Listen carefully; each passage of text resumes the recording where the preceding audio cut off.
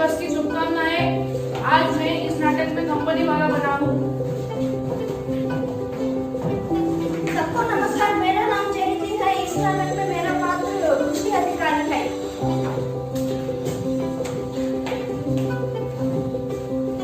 सबको नमस्कार, मेरा नाम संजय है। इस नाटक में मेरा पात्र है न्यायाधीश। सभी को नमस्कार, मेरा नाम आदित्य है। इस नाटक में मेरा पात्र परिसरवादी है। सभी को नमस्कार, मेरा नाम चंदन है। इस नाटक में मेरा पात्र न्यूज रिपोर्टर। सभी को नमस्कार, मेरा नाम जय है। इस नाटक में मेरा पात्र सभी को नमस्कार, मेरा नाम सुजन है। इस नाटक में मैं किसान। सभी को नमस्कार, मेरा नाम अनिल। इस नाटक में मेरा पात्र किसान।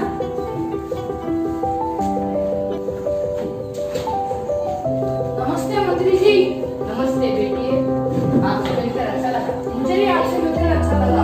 बताइए कैसे आप हुआ यहाँ पर? मंत्री जी, आपको एक छोटा सा दस्तावेज चाहिए था। इस दस्तावेज के बारे में हम अपना नया कारखाना बना रहे हैं, इसके बारे में ठीक है। ये लो।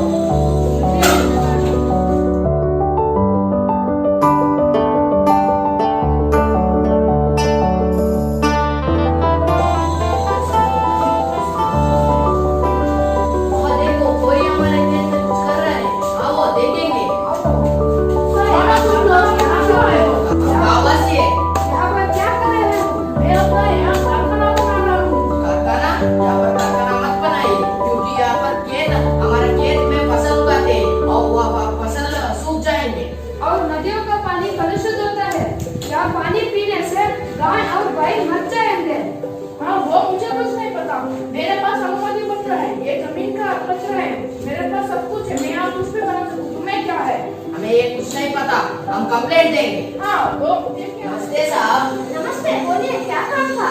हमारे खेत के पास एक कारखाना बना रही है, इसलिए हम यहाँ पर आए। कारखाना होगा तो आपको काम भी मिल जाएगा। यहाँ पर कारखाना बनाने से पेड़ और पौधे सूख जाएंगे और कारखाने से अशुद्ध हवा निकलती है। ठीक है, मैं वहाँ देख कर आता हूँ कि क्या हुआ है। धन्यवाद साहब।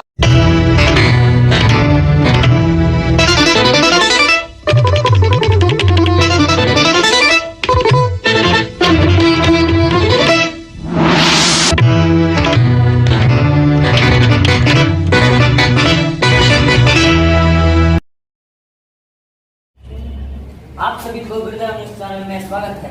मैं चेतन पी। आज मैं फिर से बहुत सारे घटनाएं लेकर आया हूँ। उसमें से एक है, हमारे गांव के पास कारखाना बना रहे हैं चेतन जी। इसके विरुद्ध किसानों ने आवाज उठाई है। इसके बारे में आप जानकारी देंगे हमारे प्रतिनिधि चरण। सभी को गुरुदेव न्यूज चैनल को स्वागत है।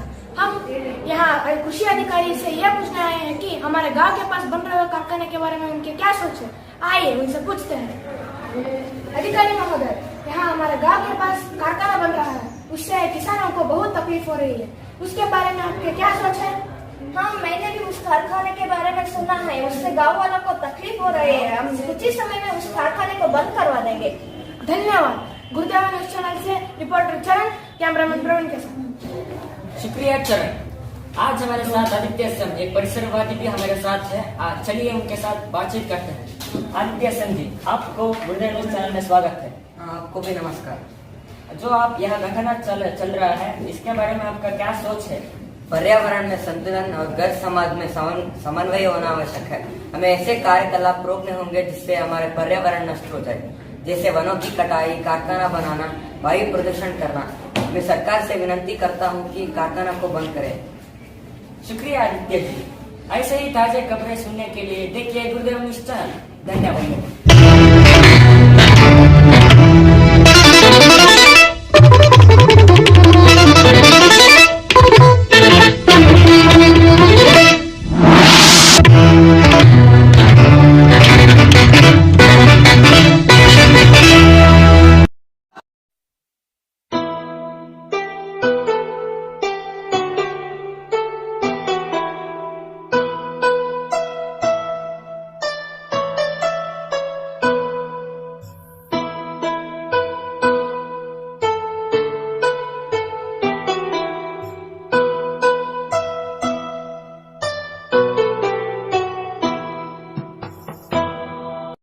यह केस को शुरू कीजिए। नमस्ते न्यायाधीश, ये देखिए ये हमारे जमीन के कागज है और हमारे कारखाने के अनुमति पत्र सब कुछ है इसमें।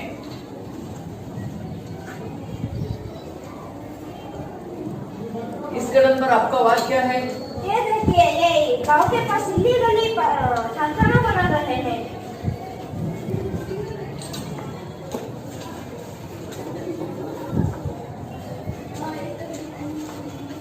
इन सभी आधार देखकर न्यायालय एक निर्णय लेता है कि यह कारखाना कानून के विरुद्ध है, इसलिए यह कारखानों को बंद करिए और यह जमीन गांववासियों को काम करने के लिए दीजिए।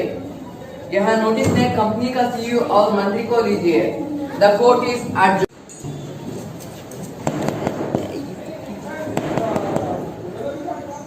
कौन है? मैं कोर्ट से अमीन हूँ, आपके लिए नोटिस आया है। हाँ, नोटिस? अरे, कोर्ट से नोटिस आया है। मंत्री जी, आपने हमें धोखा दिया। क्षमा कीजिए, मुझसे गलती हो गई, क्षमा कीजिए, मेरे से गलती हो गई, क्षमा कीजिए। कोई बात नहीं, एक साथ तो चलता है। ठीक है। हम जीत गए, हम जीत गए, हम जीत गए। हमारा धरती बच गया, हमारा पानी बच गया, हमारा मिट्टी बच गया। धन्यवाद न्यूज रिपोर्टर, धन्यवाद परिसर प्रेमी, धन्यवाद अधिकारी महोदय, धन्यवाद न्यायाधीश। परिसर बचाओ, परिसर संरक्षण करना हर एक मानव का कर्तव्य है। सभी को धन्यवाद।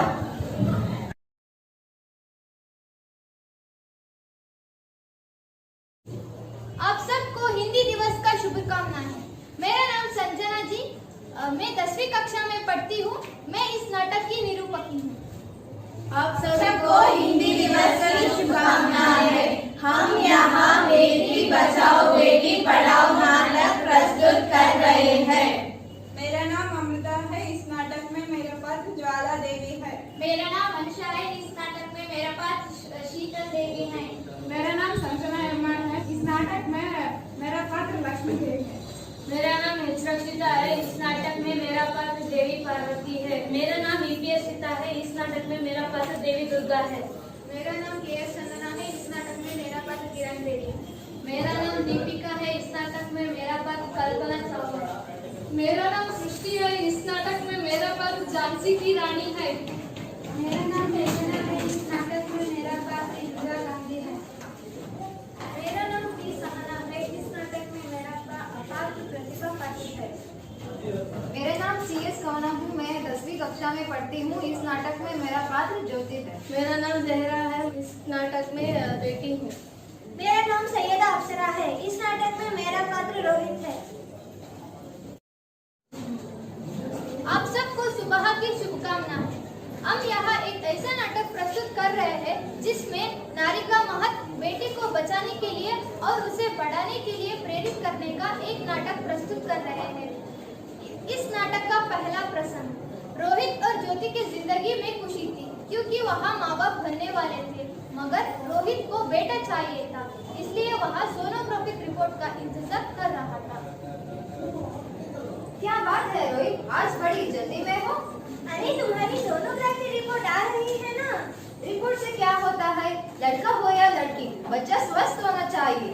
बेटा ही होगा। मैंने तो बेटों के नाम भी सोच रखा है। सोनू या सूरज की तरह चमकता रहेगा। अगर बेटी हुई तो? नहीं बाबा नहीं, बेटी नहीं होगी। मुझे तो बेटा ही होगा। क्यों? मैं घर के खर्च छुटाऊंगा, EMI चुकाऊंगा या बेटी के दहेज के लिए पैसा बचाऊंगा। अरे जमाना बदल गया है, आने वाले टाइम में दहेज का चक्कर नहीं होगा। ये सब कहने की बातें हैं। बेटी को तो पालना पढ़ाना कितना मुश्किल है। अब बेटी को बोझ क्यों समझते हो? आजकल लड़का लड़की में फर्क ही क्या है? फर्क है, लड़का लड़का होता है और लड़की लड़की। लड़का वंश बढ़ाता है और लड़की टेंशन। साहब रिपोर्ट आ गई।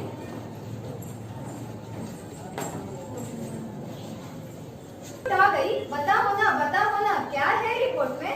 वही हुआ जिसका डर था। तो इसमें परेशान होने की क्या बात है? मैं ही बेटे ही चाहती थी। पर मैं बेटा चाहता था। समझती क्यों नहीं हो तुम? मुझे बेटा ही चाहिए। मैं संभालूंगी रोहित। मैं डबल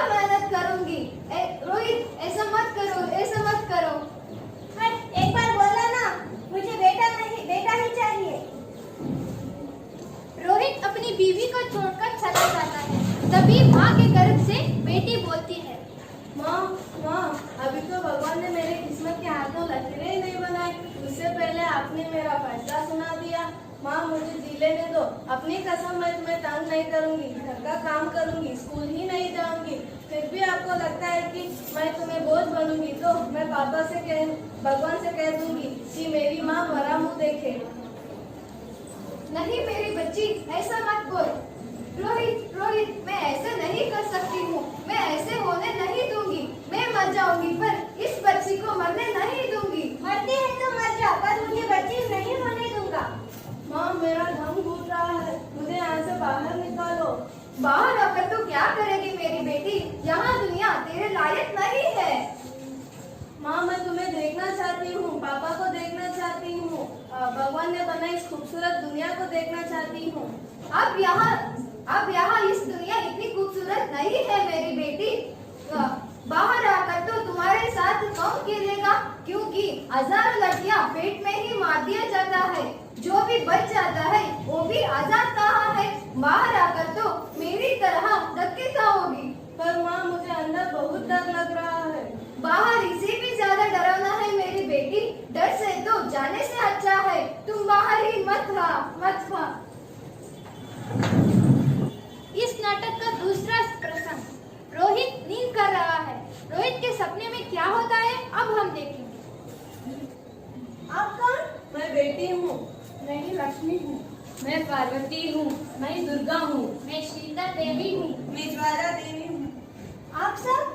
ब्रह्मा जी ने हम सबको मिलाकर बेटी को बनाया है, ताकि मैं लक्ष्मी बनकर तुम्हें सुख संपत्ति दूँ, ताकि मैं दुर्गा बनकर तुम्हें शक्ति दूँ। मैं ज्वाला बनकर तुमको रोशनी दूँ। मैं शीतल देवी बनकर तुमको शांति दूँ।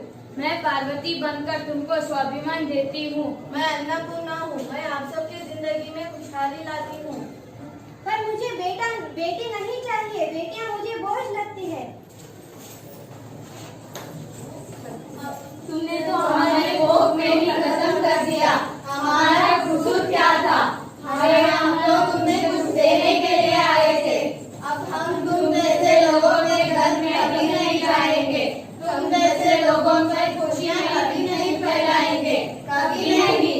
आजकल के समाज में बेटियों की हालत ठीक नहीं है। हालत को दोष मत दो मूर्ख, हालत तो तुम जैसे लोगों से ही बनी हुई है। क्योंकि आजकल की महिला बहुत तरक्की की है, जैसे कि मैं भारत की पहली महिला IPS अधिकारी किरण बेदी हूँ और विभिन्न कार्य पदों पर रहते हुए मैंने कार्य कौशलता से परिचय दिया है। मैं कल्पना चावला हूँ। मैं अंतरिक्ष में जाने वाली भारत की पहली महिला हूँ। मुझे अंतरिक्ष परी के नाम से जानी जाती हूँ। जानते हो क्या मैं कौन हूँ? मैं झांसी की रानी हूँ। मैं भारत देश में स्वतंत्रता की चिंगारी डालने वाले प्रथम महिला हूँ। मैं भी महिला हूँ, पता है ना मेरे बारे में। मैं हूँ इंदिरा गांधी। मैं भारत की प्रथम महिला प्रधानमंत्री हूँ और मुझे लोहा महिला के नाम से जाना जाता है, पता है ना मेरे बारे में। मैं हूँ प्रतिभा पाटिल। मेरा पूरा नाम प्रतिभा देवी सिन्हा पाटिल। मैं भारत की 12वीं महिला राष्ट्रपति हूँ, पता है ना मेरे बारे में। हमारे माता पिता ने तुम्हारे जैसे सोचे तो हम इस दुनिया में रोशनी नहीं फैला सकते थे। पर मुझे बेटा ही चाहिए, मुझे बेटा ही चाहिए। बेटा क्यों चाहिए? क्योंकि बेटा वंश बढ़ाता है। बेटा वंश बढ़ाता है तो बेटी अंश है। अगर बेटा आन है तो बेटी गुमान है। अगर बेटा दवा है तो बेटी दुआ है। अगर बेटा गीत है तो बेटी संगीत है। अगर बेटा भाग्य है तो बेटी भाग्य विधाता है।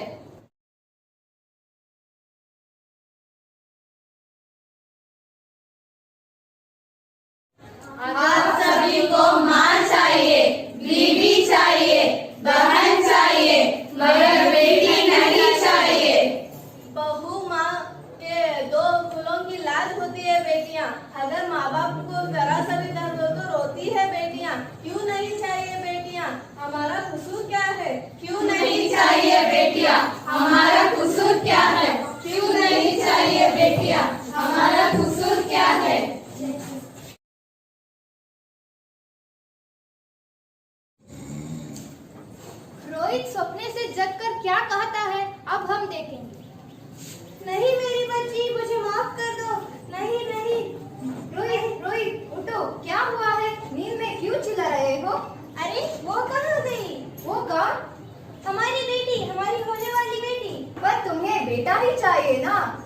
नहीं ज्योति, अब मैं समझ गया हूँ। बेटा और बेटी एक ही सिक्के के दो पहलू हैं।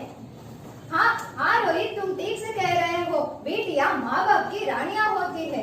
उम्मीद है आप सब हमारा साथ देंगे।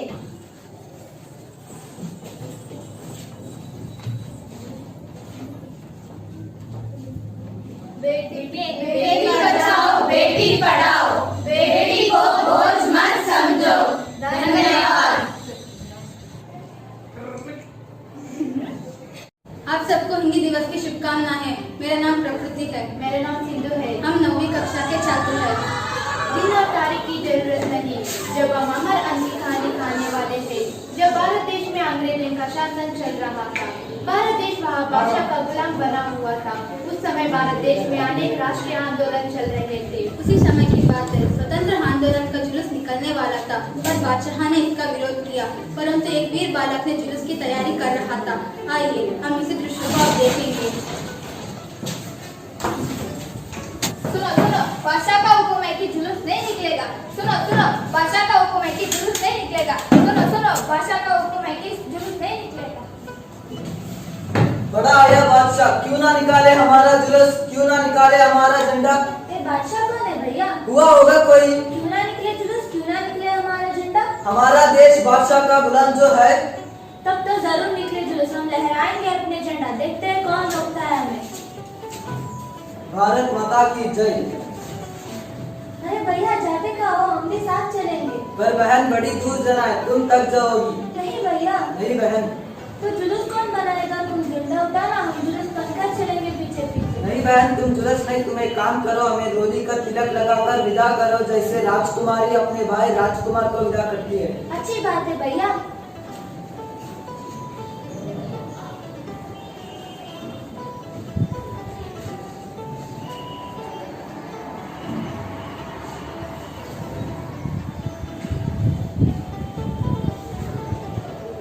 भारत माता की जय, भारत माता की जय। रुको रुको, बादशाह का हुक्म है कि जुलूस नहीं निकलेगा। भारत माता की जय।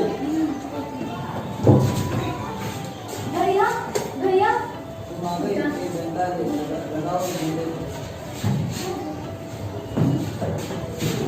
भारत माता की जय। भारत माता की जय।